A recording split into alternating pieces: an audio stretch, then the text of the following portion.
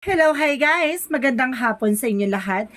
This is Chim Pumasagad Channel, a faith healer o Mata reader. So ngayong hapon natatagan natin na nagsabihin sa inyo ng ating mga gabay. This is a 7th Archangel's urgent message for the sign of Capricorn. So Capri, welcome to my channel. Ano kaya ang messages, advices, as well gets ang ating masasaga for today's video? Kanino naman kayang energy or kaganapan sa buhay ng mga Capricorn ang ating mga hagilap? So guys, this reading is a journey din lamang, hindi lahat makaka-resonate. Kunin lamang po makaka-relate sa inyo and comment down below kung kaninong energy ang ating nasagap. And of course, maraming salamat sa walang sawa pag-support sa aking channel. Lalong-lalo na hindi nag-skip ng ads na way pagpalain kayo ng Diyos at may kapal. Siksikigliglago umapang bumalik sa inyo, no? And of course, maraming salamat po, guys. Umpisahan na natin ang laban for the sign of Capricorn. Angel Spirit Messages, bigyan mo ka ng isang pasabog at bulabog na mensahe para sa kapatid natin mga Capricorn. Angel Spirit, guys, there's an Ace of Pentacles. Taray. Ang taray nitong Capricorn, ha? Big money kagad, a big money coming in. May a big opportunity, so there's a big material offer. No, may offer sa iyo ang ating mga angels guides na mukhang magkakaroon ka ng pasabog dito. And of course, there's 9 of Wands. No, there's a final push. May mga bagay na kailangan mong ilaban pa, 'di ba? Additional messages. And of course, guys, there's Four of Swords. Listen to your intuitions. Listen to your gut feelings. And of course, this is by the Hermit card, by the High Priestess. Sinasabi sa'yo dito na makikinig ka sa intuition mo, some of you nagkakaroon ng fear or nagkakaroon ng anxiety or stress, no? The High Priestess, there's a hidden agenda or hidden enemies. And of course, there's a fear na nakikita ako or na-stress na nasasagap. So, and of course, there's a Three of Cups. There's a Three of Cups and of course, there's a Four of Cups. So, ibig sabihin dito, there's a third party involved. May mga bagay na hindi matanggap, no? Kumbaga, depende sa situation ba o sa tao, no? Mayroon ditong situation na third party involved na hindi matanggap kung ano man ang meron or yung decision mo, no? Or either hindi ka tanggap ng parents ito or there's a toxic family, toxic friends, and of course toxic environment, no? So let's see what is the Ace of Pentacles. And of course there's Eight of Wands. There's an Eight of Wands. There's a fast communication and fast movement. Ibig sabihin dito, magiging mabilis tong eksena na to para sa'yo na magdadala sa'yo ng big opportunities. What is the Nine of Wands? There's Eight of Cups, no? Moving on, no? May mga bagay na kailangan looking forward ka, no? Hayaan mo, deadma ka. Ilaban mo ng ilaban yan. Parang ganun yung sinasabi dito. So, what is the Four of Swords? What is the Four of Swords? And of course, there's a Two of Pentacles. There's a balance. Kailangan mo maging balance na makinig ka sa intuition. And of course, kailangan mo mag-meditate and kailangan mo mag-meditate and contemplate. At the same time, there's a practicality and of course, spirituality, you know? Kailangan mo maging balance by your intuition, by your instinct, diba? Para hindi ka feeling paranoid. So, what is the High Priestess? Kasi minsan nagkakaroon ka ng overthinking dito. And of course, there's an Ace of Swords, a mental clarity. Ibig sabihin dito, there's a breakthrough rather, no? Parang nagtagumpay ka dito na natuklasan mo or nalaman mo, no? Yung maraming hidden agenda or mayroong tao sa paligid mo na may eksenang gumagambala or may gumagawa sa'yo ng hindi maganda or something. Kumbaga, or there's a hidden agenda or hidden enemies na, kumbaga, may lihim palang may insecure sa'yo, no? Parang gano'n. So, what is the Three of Cups? What is the Three of Cups? So, there is Ten of Swords, no? There is a backstabbing, no? Kasi sabi sa'yo dito, itong third party na to, traitor to, no? Talagang, tinatraidor ka. And of course, there's a Four of Cups, there's a Magician. Hindi niya matanggap kung ano man ang meron ka, no? Sinasabi, re-evaluate or analyze mo. Kasi may tendency, the Magician represent, kumbaga, baka gawan ka ng black magic involved, no? Kumbaga, dahil hindi niya matanggap kung ano man ang meron kayong dalawa, baka paghiwalayin kayo. So, what is the Ace of Pentacles? And of course, there is an Eight of Wands. What is the Eight of Wands? And of course, the Ace of Pentacles. There's a higher path, a lesson learned. No, there's an education. Marami ka natutunan dito. Itong communications, and of course, there's some information na maghahatid sa'yo ng good finances or material offer, kailangan matuto ka ng hindi mo pinapaalam sa iba, no? Kailangan sa sarili mo lang kasi baka magkaroon na naman ng sabotahe or backstabbing. So what is the Knight of Wands and of course the Eight of Cups? And of course, guys, there's the full card, no? Huwag kang magbasa-basta nagtitiwala, no? Kailangan mo i-let go, dead baka, laban na laban, ganon dapat. And of course, sinasabi na full card, leap of faith, magtiwala ka sa process and progress. Magtitiwala ka kay God, rather sa mga nangyayari sa'yo, pero wag kang magtitiwala kung kani-kanino, rather sa mga tao sa paligid mo, no? Kasi kung sino pa yung malapit sa'yo, yung pa yung taong tatrader sa'yo. And of course, there's a Four of Swords, and of course, there's Two of Pentacles, there's a Three of Swords. So, ibig sabihin dito, maging balanse ka kasi there's an insecurities talaga dito, no? Meron talagang naiingit sa'yo behind your back. Or some of you, talagang ginagawang ka ng eksena dito. What is the High Priestess and the Ace of Swords? There's a King of Cups. So, ibig sabihin dito, there's a devoted, supportive person. Kumbaga, may hidden agenda dito sa tao na to. Kumbaga, sinasabi sa'yo dito, mukhang may, yun sa person mo or yung taong, or sa'yo rather, no? May taong patay na patay sa person mo o sa'yo or something. Kumbaga sinasabi sa'yo dito na mukhang gagawa ng third party itong eksena na to na gawan ka ng black magic involved. So what is the Three of Cups? And because there is a Ten of Swords. Ano pang third party na nag-backstab sa'yo? Ano kaya eksena nito? There's a Four of Wands. There's a Twin Flame energy. Ibig sabihin dito, kaya nagkakaroon ng third party dito. Kumbaga, siguro, it's either na hindi niya gusto or something na, kumbaga ito ang tao na to na hindi niya gusto ka sa pamilya nila or sa person mo. Kumbaga, parang ganun siya. Kumbaga, maraming tutol or something dito. Pero there's a Four of Wands, there's a celebration and wedding, no? Parang ikaw pa rin ang pipiliin sa huli. So, what is Four of Cups and of course the Magician? What is the Four? Okay, Nine of Cups. Nine of Cups and of course there's a Magician. Ibig sabihin dito, there's a wish fulfillment that brings you a manifestation. So, sorry guys. So, sinasabi dito na may matutupad sa mga pangarap mo. At then, of course, sinasabi sa'yo dito, guys, there's the devil. Oh my God! I told you so! Hinaharang nito na may isa katuparan mo yung mga pangarap mo. Kaya pala talagang yung magician is black magic, no? Kasi there's a devil. And because there's there's a Nine of Cups.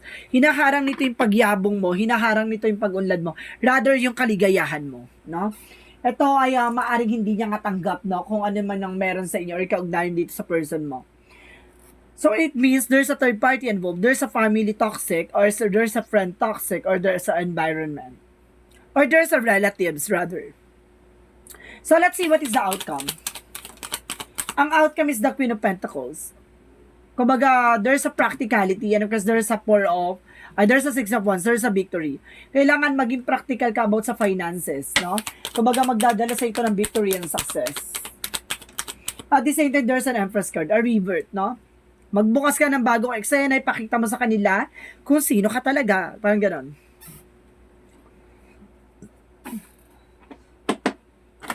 Pakita mo sa kanila na grabe naman kayo protektado sa person ko, sa ganyan-ganyan. Kala nyo naman, sarap-sarap, gano'n-gano'n, di ba? Parang kala nyo naman, ganyan-ganyan, di ba? So, what is the Love Oracle card? There's a healing heart. Maaaring magkakaroon ka ng healing from heartbreak or something. At there's a freedom for toxic relationship or toxic family or toxic friends, no? Kumbaga laya ka na sa toxicities. And because there is a date, no? Kumbaga magkakaroon kayo ng meeting conversation with your person na kumbaga magkakaroon kayo ng settle na magkukommit kayo sa isa't isa at lalayo kayo sa mga toxicities. So what is the Yin and Yang Oracle card? What is the Yin and Yang Oracle card? There's an offer. Wow, an offer. There's an offer. At the same time, there's reunion or something, diba, soul tie. So, maaaring soulmate kayo itong tao na to. At sinasabi dito, there's a fate, no? Divine intervention. May paalala sa dito ang ating Panginoon, no? Na, kumbaga, kumpara kayo para sa inyo, no? Kumapit ka at sinasabi sa dito, may mga paalala or red flag sa iyo na kailangan maging aware, diba? So, what is additional messages? So, what is additional messages? And of course, there's a justice. There's a karma. Don't you worry, no? May karma dito. So, what is additional messages? Talk to your angels. Kailangan mo kausapin ng mga gabay mo, no? Kailangan mong humingi ng gabay sa kanila sa kung ano man ang magiging decision mo sa anumang plano mo. No, ipagkatiwala mo sa kanila, the karma goes around, comes around. No ba? Nasa paligid lang ang karma. And because you're on the right path, di ba? Napanood mo tong reading na to, talagang tumugma talaga at sumoplak talaga sa ito. You're on the right path. Nasa tamang direction ka. And positive thoughts create a positive outcome. Kaya kailangan being optimistic, no? Kailangan hindi ka naghahatak ng mga nega. So, what is additional messages? So, kailangan yung kumawala sa toxicities, ha? Because there's a rejection. Dapat hindi kayo nakikinig sa mga sulsul ng kahit nino man. Ganon. Diba? Meron dyan mga buyo-buyo, kunyari, ganito, ganyan, para sa ikabubuti mo, ganito, ganyan. Pero, diba, yung pala, parang, in or her, or, they own, para sa sarili nilang kaligayahan, parang ganon. And of course, there's a trust, no? Magtiwala ka sa process and progress.